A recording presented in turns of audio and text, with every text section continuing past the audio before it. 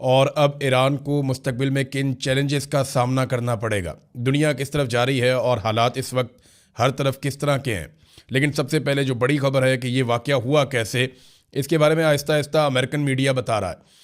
एक तो इसमें कुछ अमेरिकी मीडिया ने यह भी दावा किया कि अरब हुक्मरान, ख़ास तौर पे मोहम्मद बिन सलमान का नाम आया कि उनसे डोनाल्ड ट्रंप की मुशावरत हुई और राब्ते हुए थे इस वाक़े से पहले।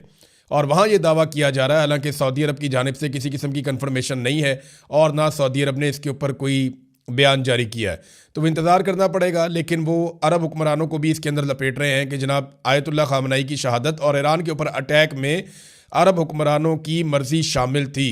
जबकि कुछ अर्सा पहले हमने ये खबर भी दी थी और सऊदी अरब में और अरब ममालिक के जो अखबार हैं उनके अंदर ये छपा भी था कि सऊदी अरब ने अमेरिका को ईरान पर हमले के लिए अपनी एयर स्पेस देने से मना किया था। बहरहाल ये जो खबर आई है, न्यूयॉर्क टाइम ने ये इंकशाफ किया है कि आयतुल्लाह ख़ामनई को कैसे शहीद किया गया।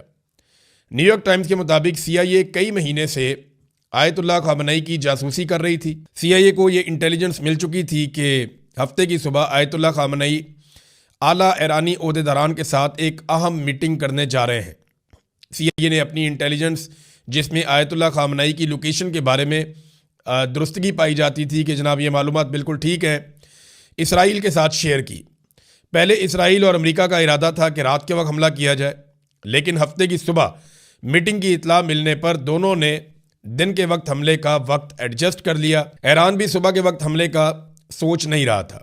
ईरान को शायद ये गलतफहमी थी कि हमला होगा तो रात में होगा। सुप्रीम लीडर आयतुल्लाह ख़ामनई की सदारत में सुबह 9 बजे बहुत सारे लोग जो उनके साथ मौजूद थे, बड़े अहम तरीन लोग हैं, जिनमें कमांडर इन चीफ पासदारान इनकलाब, वज़ीर दिफा और सरबराह मिलिट्री कौंसल, कमांडर पासदारान इनकलाब, इस्लामी फ़िज़ाई फ़ोर्स और नायब इंटेलिजेंस वज़ीर, ये बहुत सारे लोग और भी मौजूद थे। इनका इजलास तय था।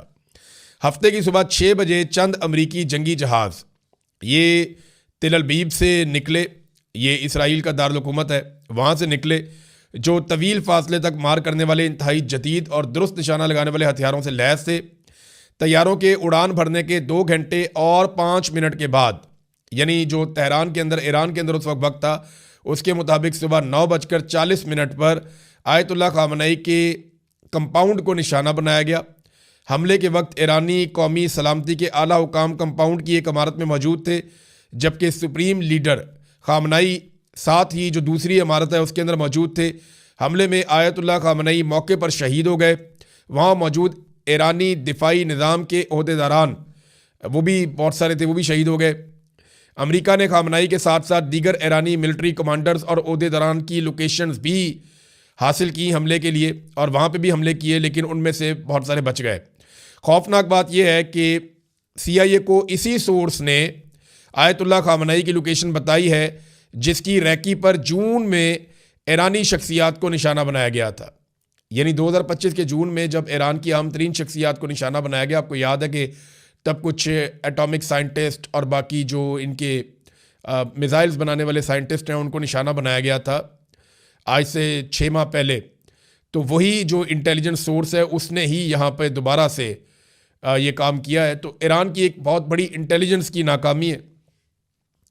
ईरान की इंटेलिजेंस को इस बात का आइडिया होना चाहिए था कि आयतुल्लाह ख़ामनई को इस वक्त इतना वुल्नरेबल नहीं रखना, और उनको ये भी अंदाज़ा होना चाहिए था कि अमेरिका और इसराइल इस लेवल तक भी जा सकते हैं। क्योंकि देखें, सरबराह मुमलिकत को नॉर्मली इस तरह अटैक नहीं किया जाता, लेकिन थोड़े दिन पहले वेनेज़ुएला के सदर को अमेरिका उठाकर ले गया, तो अब आप क्या तवक्को कर सकते हैं। बहरहाल ये ईरान की इंटेलिजेंस का फेलियर है और CIA जो अमेरिका की टॉप इंटेलिजेंस एजेंसी है उसने ये मालूमात गैदर की हैं अमरीकी अखबारात के मुताबिक, और उसमें उनका साथ दिया इसराइल ने, और इन्होंने ये एक बड़ा टारगेट अचीव किया ईरान के अंदर, जो वो बड़े अरसे से करना चाह रहे थे। ईरान के लिए एक बहुत बड़ा धचका है। ईरान के लिए नहीं बल्कि पूरे मुसलमान मुल्कों के लिए धचका है। दुनिया में बहुत सारी जगहों पे आयतुल्लाह ख़ामनई की बड़ी कदर भी है। ख़ास तौर पे आयतुल्लाह ख़ामनई एक बड़े सख्त गिर इंसान थे कुछ मामलात को लेकर। ख़ास तौर पे फ़लस्तीनियों के लिए इन्होंने बड़ी आवाज़ उठाई, हमेशा अमली जिद्दोजहद भी की है और अपने मौक़िफ़ से पीछे नहीं हटे। अब रद्द-ए-अमल आ रहा है, मुसलमान मुल्कों में आ रहा है। ईरान के अंदर बहुत बड़ा रद्द-ए-अमल आया, बहुत बड़े पैमाने पर अवाम निकल कर सड़कों पर आ गए। अब अगर आप देखें तो ये बहुत बड़े बड़े हुजूम हैं जो आयतुल्लाह खामनेई की हमायत में ईरान में निकले हैं। यानी एक भी मुखालिफ हजूम इतना बड़ा नहीं निकला, इससे पहले हमने देखा भी नहीं। लेकिन आयतुल्लाह खामनेई जो हैं उनकी शहादत के बाद बहुत बड़ी तादाद में ईरानी इकट्ठे हुए हैं और इससे जो हमदर्दी है मौजूदा रजीम की ईरान के अंदर, उसमें इजाफा हुआ है। अब नए सुप्रीम लीडर मुकर्रर किया गया है एक और शख्सियत को, इनका नाम है आयतुल्लाह अली रज़ा अराफ़ी। ये 67 साल इनकी उम्र है और ये आयतुल्लाह खामनेई जो शहीद हो चुके हैं उनके बहुत करीबी साथियों में से एक हैं। और अब 3 मेन लोग हैं। अच्छा, ये अबूरी तौर पे है, ये कन्फर्मेशन नहीं है, अबूरी तौर पे ये नए सुप्रीम लीडर रहेंगे आयतुल्लाह अली रज़ा अराफ़ी। और 3 लोग इस वक्त मुल्क के अहम तरीन फैसले करेंगे, एक चीफ जस्टिस, एक सदर और एक आयतुल्लाह अली रज़ा अराफ़ी जो सुप्रीम लीडर हैं। और इन्हें अबूरी मुद्दत के लिए वहाँ पे सुप्रीम लीडर का ओहदा दिया गया ईरान में और ये फैसला हो चुका है। अब बहुत बड़े बड़े चैलेंजेस हैं ईरान में, लेकिन पहले पाकिस्तान में आ जाते हैं। पाकिस्तान के तकरीबन तमाम बड़े शहरों में एहतजाज शुरू हो गया इस वाक़े के बाद, ख़ास तौर पे इस्लामाबाद में, कराची में, लाहौर में, पेशावर में, कोयटा में, तमाम जो दारुल हुकूमत है वहाँ पे, और गिलगित बल्तिस्तान में ये बड़ा शदीद एहतजाज हुआ है। पाकिस्तानियों में बहुत सख्त रद्द-ए-अमल दिया है। गिलगित बल्तिस्तान में अक़वाम मुत्तहिदा का दफ्तर जो है उसे आग लगा दी गई। मुजाहिरीन की जानिब से ये इत्तला आ रही है कि अक़वाम मुत्तहिदा के दफ्तर को गिलगित बल्तिस्तान में आग लगा दी गई है। अभी तक जो नुकसानात हैं उनका पता नहीं चला। ये ज़रूर हुआ कि वहाँ पे सिक्योरिटी फोर्सेस की फायरिंग से अब तक की इत्तला के मुताबिक 7 से 8 अफराद के शहीद होने की इत्तला मिल रही है कि 7 से 8 अफराद जो मुजाहिरीन वहाँ पे थे उन पे गोली चलाई है सिक्योरिटी फोर्सेस ने, बहुत सारे ज़ख्मी हो गए हैं और 7-8 लोग जो हैं वो जाँ-बहक हो गए हैं। ये वाक़या हुआ गिलगित बल्तिस्तान में। कराची में एक इंतहाई अफसोसनाक वाक़या हुआ, मुजाहिरीन एहतजाज कर रहे थे और ये मुजाहिरीन कराची कौंसलेट की तरफ गए और वहाँ पे फिर फायरिंग हुई है। कुछ सोर्सेज ये कह रहे हैं कि ये फायरिंग जो है अमरीकी मरीन से की है जो वहाँ पे कौंसलेट में मौजूद थे, और कुछ सोर्सेज ये कह रहे हैं कि कराची की सिक्योरिटी फोर्सेज जो है, पुलिस वगैरह, उन्होंने ये फायरिंग की है। अभी तक इस पर कोई सरकारी कन्फर्मेशन नहीं आई, लेकिन अब तक की इत्तला के मुताबिक 10 लोग कराची वाले इंसिडेंट में जो मुजाहरा करने के लिए गए थे वो जाँ-बहक हो गए हैं और बहुत सारे लोग ज़ख्मी हैं। ये इत्तलात कराची से आई हैं। इस्लामाबाद में स्ट्रेट फायरिंग की गई है, शेलिंग की गई है मुजाहिरीन के ऊपर। मुजाहिरीन वहाँ पे एहतजाज कर रहे थे। मुजाहिरीन में और मोहसिन नकवी में तय पाया था कि एक लिमिट से आगे नहीं जाएंगे, लेकिन अमरीकी एम्बेसी के बाहर वो एहतजाज करना चाह रहे थे। वहाँ पे भी फायरिंग की रिपोर्ट हुई है और बहुत सारे लोग ज़ख्मी हुए हैं। अभी तक इस्लामाबाद से कन्फर्मेशन नहीं आ रही, लेकिन पाकिस्तान में अब तक की इत्तलात के मुताबिक 20 से ज़ायद अफराद जाँ-बहक हो गए हैं, शहीद हो गए हैं और बहुत सारे लोग ज़ख्मी हो गए हैं इन मुजाहरों में। और हुकूमत रोकने की कोशिश कर रही है। बार बार ये पैगाम हुकूमती लोगों की जानिब से दिया जा रहा है कि आप पुरअमन रहें, एहतजाज करना आपका हक है। ये वाक़या बहुत अफसोसनाक है, लेकिन आप पुरअमन रहें। शहबाज शरीफ साहब ने इसके ऊपर एक स्टेटमेंट भी जारी किया है। ये जनाब शहबाज शरीफ साहब ने जो ट्वीट किया उसमें उन्होंने कहा जी कि पाकिस्तान की हुकूमत और अवाम गम में बराबर के शरीक हैं। जो ईरान के लोगों को मिला है शहादत से आयतुल्लाह सैयद अली ख़मैनी की, ये शहबाज शरीफ साहब ने लिखा। और पाकिस्तान ने कंसर्न शो किए हैं violation of the norms of international law के बैनुल-अक़वामी क़वानीन की जो खिलाफ वर्जी की है। और ये बहुत पुरानी एक रवायत है कि हेड ऑफ़ द स्टेट्स और जो हुक्मरान हैं उन्हें टारगेट नहीं किया जाता, लेकिन यहाँ पे ऐसा किया गया। ये भी शहबाज शरीफ ने लिखा है और साथ उन्होंने दुआ की है कि हम इसाले सवाब के लिए दुआ करते हैं और अल्लाह ताला उन्हें ईरानियों को हिम्मत दे इस नुकसान को, इसके बोझ को उठाने की। ये शहबाज शरीफ साहब का स्टेटमेंट है।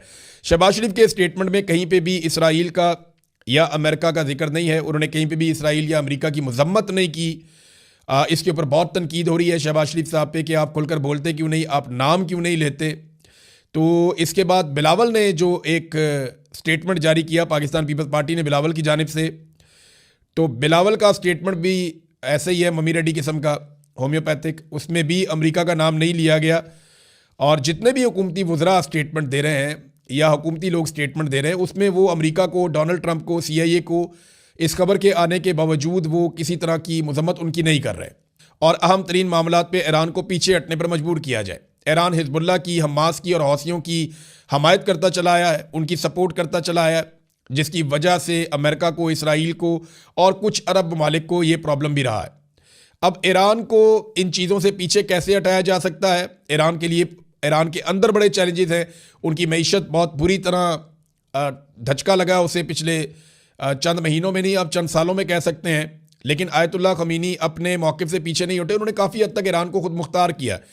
ईरान अपने बाजुओं पे भरोसा करता था दुनिया की बजाय। रशिया के साथ उनके अच्छे ताल्लुकात थे। पुतिन ने जो स्टेटमेंट दिया है वो ज़्यादा बेहतर स्टेटमेंट है पाकिस्तानी वज़ीर आज़म से।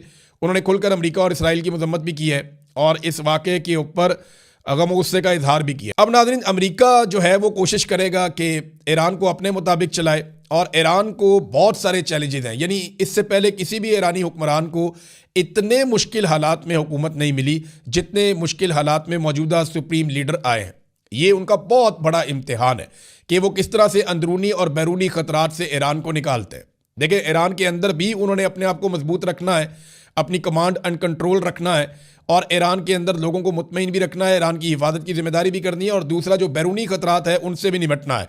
ईरान लगातार जवाबी हमले कर रहा है, अभी भी ईरान लगातार जवाबी हमले कर रहा है और बहुत सारे अमरीकी तनसीबात को और इसराइल को वो निशाना बना रहा है। इसराइल का नुकसान बहुत थोड़ा हुआ है, इसराइल और अमेरिका दोनों का नुकसान थोड़ा हुआ है। उसकी वजह यह है कि इनका बंदोबस्त ईरान की निस्बत बेहतर है।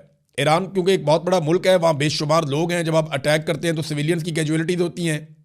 इसराइल पे जब अटैक किया जाता है तो इसराइल ज़ेरे ज़मीन बंकर्स में चले जाते हैं, वहाँ पे वो महफूज रहते हैं। उन्होंने पूरा बंदोबस्त किया हुआ है। तो अब तक की इतला के मुताबिक 6-7 इसराइलियों से ज़्यादा हलाकतें रिपोर्ट नहीं हुई और कोई 20 के करीब इसराइलियों का बताया जा रहा है कि वो ज़ख्मी हुए हैं। अमेरिकन का नुकसान रिपोर्ट नहीं हुआ, उनका दिफाई साजो सामान का नुकसान हो रहा है। ईरान को एटम बम नहीं बनाना चाहिए। क्या उनकी शहादत के साथ ये फतवा ख़त्म हो गया और ईरान एटमी कुव्वत बनने की कोशिश करेगा? दूसरी एक उनकी बड़ी ख़ास बात ये थी कि उन्होंने ईरान को एक मजबूत फ़ौजी कुव्वत बनाया, ख़ास तौर पर मिज़ाइलों के मैदान में। और ईरान के पास इतनी बड़ी मिकदार में मिज़ाइल्स हैं, ये दुनिया को इसका आइडिया नहीं था। और अभी भी जो ईरानी सोर्सेज हैं वो ये कहते हैं कि ईरान कई महीने तक ये मिज़ाइल दागता रहे तब भी उसके पास ज़ख़ीरा मौजूद रहेगा। अगर तो ये इन्फॉर्मेशन ठीक है तो अमेरिका और इसराइल के लिए कोई अच्छी खबर नहीं है, ना ही मिडल ईस्ट के लिए ये कोई अच्छी खबर है। दूसरी जानिब सऊदी अरब समेत कुछ और मुल्कों ने बार बार ये तंबीह की है कि अगर ईरान ने दोबारा उनके ऊपर अटैक किया या उनकी सरजमीन के ऊपर मिज़ाइल दागे तो फिर वो जवाबी हमला करेंगे। अब ये सारी चीज़ें मैनेज करना किसी भी नए हुक्मरान के लिए बहुत मुश्किल है, लेकिन ईरानी बार बार इस तरह की चीज़ें देखते रहे हैं और इनका सामना करते रहे हैं। अब आप आ जाए पाकिस्तान के अंदर, पाकिस्तान की हुकूमत के ऊपर दबाव बहुत बढ़ जाएगा, ख़ास तौर पे शहबाज शरीफ के ऊपर। शहबाज शरीफ ने डोनाल्ड ट्रंप को कई मरतबा अमन के नोबेल इनाम के लिए नामजद किया। डोनाल्ड ट्रंप को पाकिस्तान और इसराइल ये दोनों अमन के नोबेल इनाम के लिए नामजद कर चुके हैं। खमीनी की शहादत के बाद शहबाज शरीफ पे बहुत दबाव बढ़ेगा और पाकिस्तान में अवाम की एक बहुत बड़ी तादाद ये मुतालबा करेगी और ये मुतालबा शुरू हो गया है कि पाकिस्तान अमन के नोबेल इनाम के लिए डोनाल्ड ट्रंप की नामजदगी वापस ले। और एक और मुतालबा किया जा रहा है कि पाकिस्तान अमरीकी सफ़ीर को पाकिस्तान बदर कर दे। ये जो मुजाहिरीन हमारी कौंसलेट की जानिब आ रहे हैं या हमारे दफातर की जानिब आ रहे हैं, इन्हें दूर धकेला जाए, इनको यहाँ से हटाया जाए। और उसके बाद फिर आपने देखा कि पाकिस्तान की सरकार ने बड़ी ज़ोरदार तरीके से कार्रवाई की है, क्योंकि अमेरिकन का हुक्म आ जाए तो फिर ये देखते भी नहीं है। आपने देखा कुछ अर्सा पहले जो तहरीक लबैक के साथ हुआ, उनके बहुत सारे लोग कत्ल कर दिए गए मुरीदके में, एक कत्लेआम हुआ वहाँ पे, वो लीडरशिप ही आज तक नहीं मिलती। तो वो भी अमेरिका की एम्बेसी की तरफ ही जा रहे थे और आज भी जो लोग उस तरफ जिन्होंने मुँह किया उन्हें गोलियाँ मार दी गई और कुछ जलाओ घिराव हुआ है, कुछ तोड़ फोड़ हुई है कुछ जगहों पे। और उसके नतीजे में फिर सिक्योरिटी फोर्सेस ने जो किया, और कुछ इतलात के मुताबिक अमरीकी मरीन्स जो मौजूद हैं कराची में, ये अभी कंफर्मेशन नहीं है इसकी, लेकिन ये दावा किया जा रहा है कि अंदर से फायरिंग हुई है और उसके नतीजे में मुजाहिरीन जाँ बहक हुए हैं। तो पाकिस्तानी हुकूमत वही करती है जो अमेरिका से उन्हें हुक्म आ जाता है, और पाकिस्तानी कितने भी मारे जाएँ, कितने भी पाकिस्तानियों का कितना भी नुकसान हो जाए, इससे कोई फ़र्क नहीं पड़ता पाकिस्तान को या पाकिस्तानी हुक्मरानों को। उन्हें हर हाल में अमेरिका की जानिब से जो हुक्म मिले वो उनको पूरा करना पड़ता है। अब ये जो मुतालबात हैं ये बड़े खौफनाक है। अमरीकी सफ़ीर को मुल्क बदर करो, ये एक मुतालबा सामने आ गया मुजाहिरीन का। दूसरा ये आ गया कि डोनाल्ड ट्रंप की जो नामजदगी है उसको शहबाज शरीफ साहब वापस लें इस इंसिडेंट के बाद। इसराइली वज़ीर आज़म नेतन्याहू एक मरतबा नहीं कई मरतबा ये कह चुके हैं कि वो पहले ईरान को और फिर पाकिस्तान को टैकल करेंगे, क्योंकि इन दो मुल्कों से ख़तरा था इसराइल को, और वो ये समझते हैं कि मुस्तकबिल में भी ख़तरा हो सकता है। लिहाजा इन दो मुल्कों के पास वो ताकत या हथियार नहीं होने चाहिए जो कभी भी इसराइल के लिए या इंडिया के लिए ख़तरा बने। तो पाकिस्तान के पास एटमी हथियार मौजूद है। हमारे बहुत सारे दोस्त, मैं खुद भी ये समझता हूँ कि एटमी सलाहियत आपके पास है तो आपके ऊपर उस तरह से कोई अटैक नहीं कर सकता। लेकिन अगर आपके पास सिर्फ एटमी सलाहियत है और बाकी हर चीज़ के अंदर आप कमज़ोर हैं, तो फिर आपके लिए ये सोचने का मकाम है। अब तक के लिए इतना ही। अपना ख्याल रखिएगा, अपने इस चैनल का भी। अल्लाह हाफ़िज़। उम्मीद करता हूँ कि आप सब लोगों को ये वीडियो पसंद आ गई होगी। अगर वीडियो पसंद आ जाए तो लाइक, कमेंट और शेयर कर देना, और अगर चैनल पर नए हो तो चैनल को भी सब्सक्राइब कर लेना। मिलते हैं नेक्स्ट वीडियो में, तब तक के लिए गुड बाय।